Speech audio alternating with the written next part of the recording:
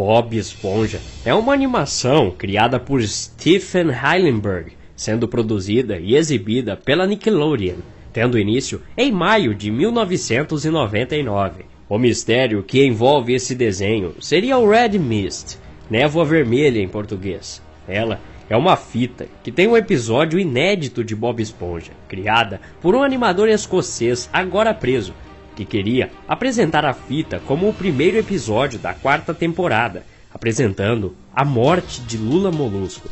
Houveram 2 relatos contando a história a seguir, uma de um estagiário e a segunda do próprio editor do canal da empresa Paramount que viu o vídeo. A versão a seguir é do estagiário da Nick, Chas Agnell, porém com um acréscimo de alguns trechos do segundo relato.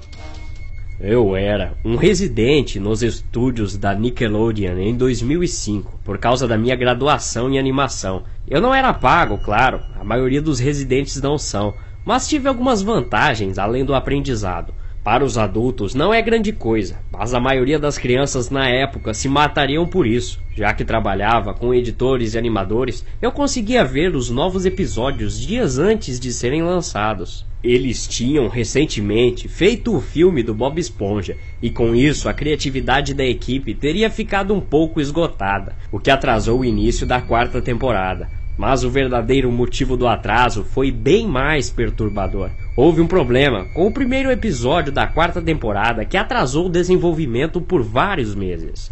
Eu e 2 outros estagiários estávamos na sala de edição, juntamente com os animadores e editores de som para o corte final. Nós recebemos uma cópia do que seria o episódio Medo de Hambúrguer de Siri. Nos juntamos em frente à tela para assistir. Os animadores, geralmente, colocavam títulos engraçados, numa espécie de piada interna entre nós, já que a animação ainda não estava finalizada, nada particularmente engraçado. Então, quando lemos o título O Suicídio do Lula Molusco, não pensamos em nada além do que seria uma piada mórbida. Um dos residentes até riu do título. A música tema tocava normalmente. A história começou com Lula Molusco se preparando para praticar com a clarineta em sua casa, enquanto Bob Esponja e Patrick brincavam do lado de fora. Lula Molusco coloca a boca na clarineta e só consegue tocar algumas notas antes de ser interrompido por alguém batendo em sua porta. Ele desce as escadas e abre a porta, encontrando um vendedor ambulante. O vendedor, um peixe escocês gigante, pergunta se ele poderia ter um momento com Lula Molusco, mas ele diz que não está interessado e bate a porta na cara do vendedor, andando de volta para o seu quarto. O vendedor bate a porta mais uma vez e Lula Molusco abre a porta irritado.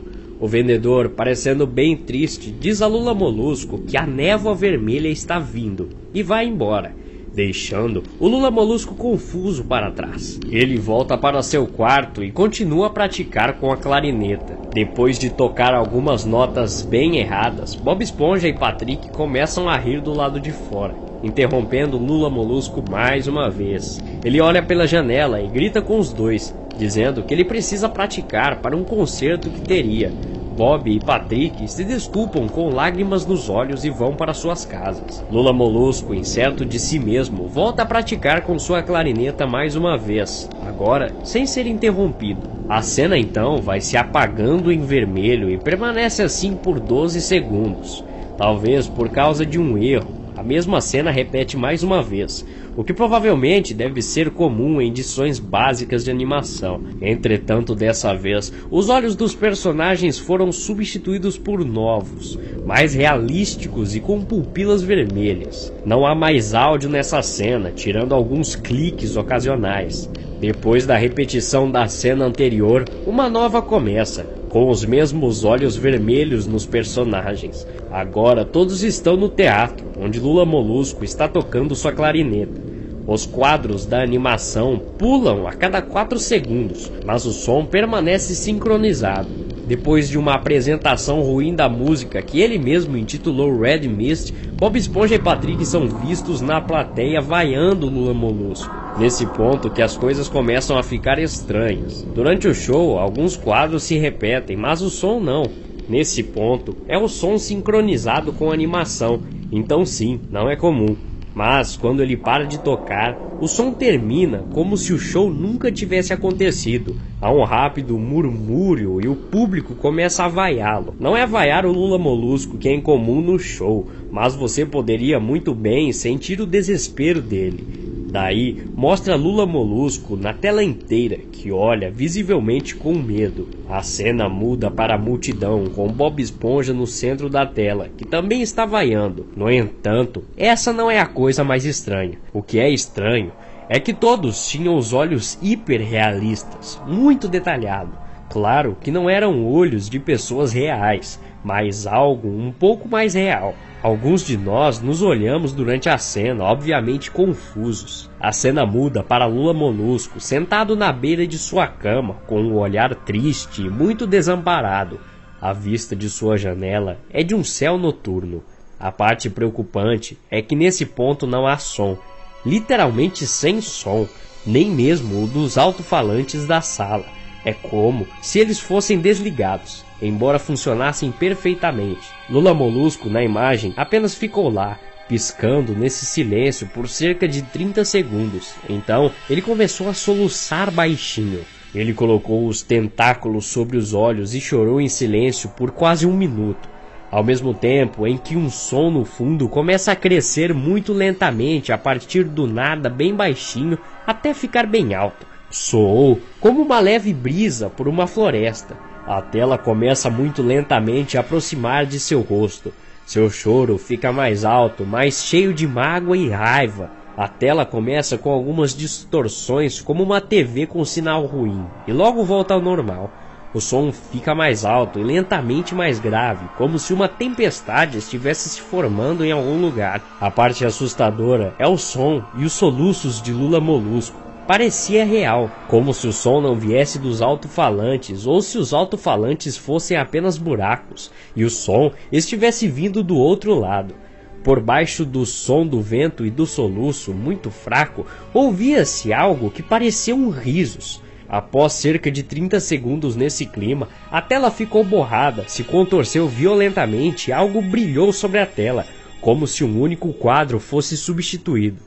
Era a foto de uma criança morta. Ela não tinha mais do que 6 anos. O rosto estava desfigurado e ensanguentado, um olho arrancado e o estômago aberto com as entranhas caindo em seu lado. Era um menino. Ele estava deitado em uma espécie de pavimento, provavelmente uma estrada. Podia-se ver também a sombra do fotógrafo. Não havia fita de isolamento nem marcadores de evidência, e o ângulo era totalmente diferente daqueles de uma foto policial. Parecia que o fotógrafo era a pessoa responsável pela morte da criança. Depois que essa foto aparece, a cena volta para Lula Molusco soluçando, e o que parece ser sangue escorre de seus olhos ao invés de lágrimas. O riso, que lembra o riso do vendedor do início do episódio, pode ser ouvido ainda. O som de vento na floresta também pode ser ouvido em som alto, juntamente com o de galhos sendo quebrados e de crianças gritando. Depois de 20 segundos, outro quadro aparece, agora com uma menina de mais ou menos 8 anos morta, caída de barriga para baixo em uma poça de sangue, aparentemente na mesma floresta da foto do menino. Suas costas estão abertas e suas entranhas empilhadas sobre ela. Novamente o corpo estava na rua e a sombra do fotógrafo era visível, muito similar no tamanho e forma vistos na primeira foto. Eu me segurei para não vomitar e outra residente, a única mulher da sala, saiu correndo. O episódio continuou, Lula Molusco ficou em silêncio, assim como todo o som, como era quando começou essa cena. Ele colocou os seus tentáculos para baixo e seus olhos estavam agora feitos em hiperrealismo, como os outros que estavam no começo desse episódio.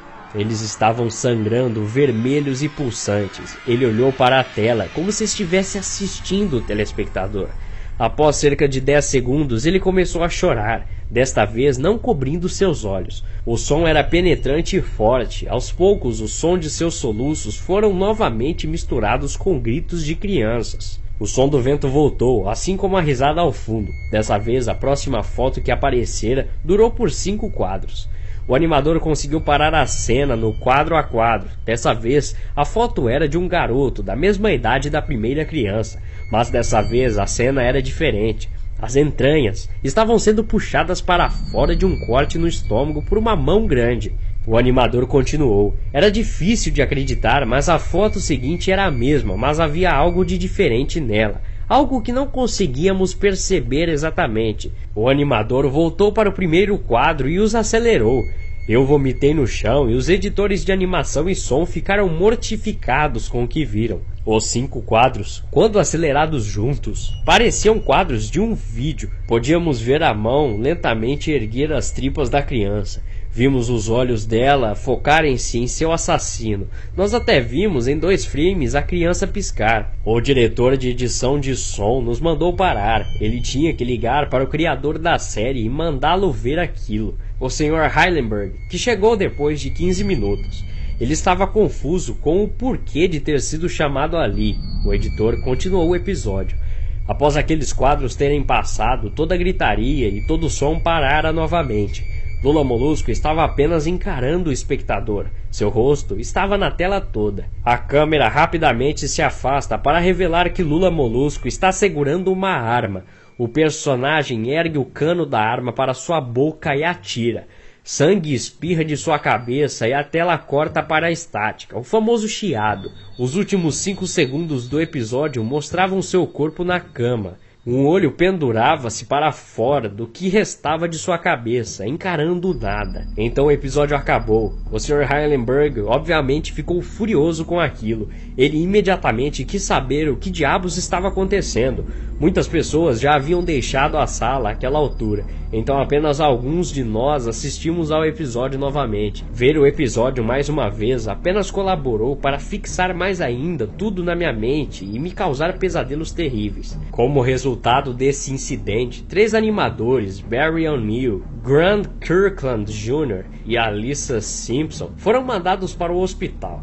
Um editor se aposentou, Fernando de la Peña, e um residente, Jack McMullen, cometeu suicídio. A fita foi enviada para a polícia, que determinou que a animação havia sido criada por Andrew Skinner, um animador escocês. Ele foi acusado por 9 assassinatos, incluindo os das crianças que aparecem na fita. Uma cópia da fita foi feita, antes da polícia confiscar a original, por Chas Agnell. Agnell fez várias tentativas de distribuir as cópias dela e espera poder lançá-las em um site de leilão online. Se você gostou desse vídeo, não esqueça de clicar em gostei aqui embaixo para ajudar o canal e me dar apoio. Inscreva-se se você é novo. Na descrição ficarão os links de um trecho do vídeo original da fita e outro de um remake feito por internautas, baseado nos relatos aqui falados. Até a próxima. Obrigado.